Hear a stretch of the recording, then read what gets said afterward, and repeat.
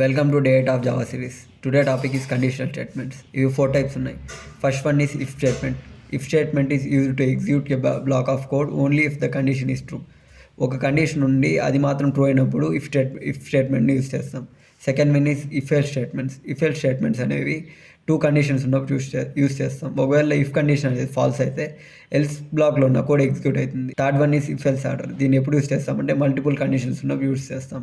Example, in marks equal to 85, if marks are greater than or equal to 90, print grade A. Else if marks greater than or equal to 75, print B. Else print C. ఇక్కడ marks అనేవి 90 కంటే ఎక్కువ ఉంటే grade A print అవుతుంది. లేదా second condition వచ్చి marks అనేవి 75 కంటే ఎక్కువ ఉండి 90 కంటే తక్కువ ఉంటే గ్రేడ్ బి ప్రింట్ అవుతుంది.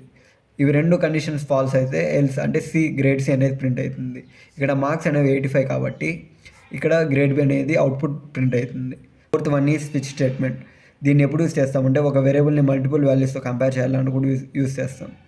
Example, in day equal to 1, switch day. Case 1, print Monday. Break అనేది ఎందుకు యూస్ చేస్తామో ఫర్దర్ క్లాస్లో డిస్కస్ చేస్తాం. డిఫాల్ట్ బ్లాక్లో ఉన్న కోడ్ ఒకవేళ మనం ఇచ్చిన ఇన్పుట్ దేంతో మ్యాచ్ కాకపోతే డిఫాల్ట్ బ్లాక్ అనేది ప్రింట్ అవుతుంది. ఈ జావా సిరీస్ని మిస్ అవ్వకూడదు అనుకుంటే మన పేజ్ని ఫాలో చేయండి.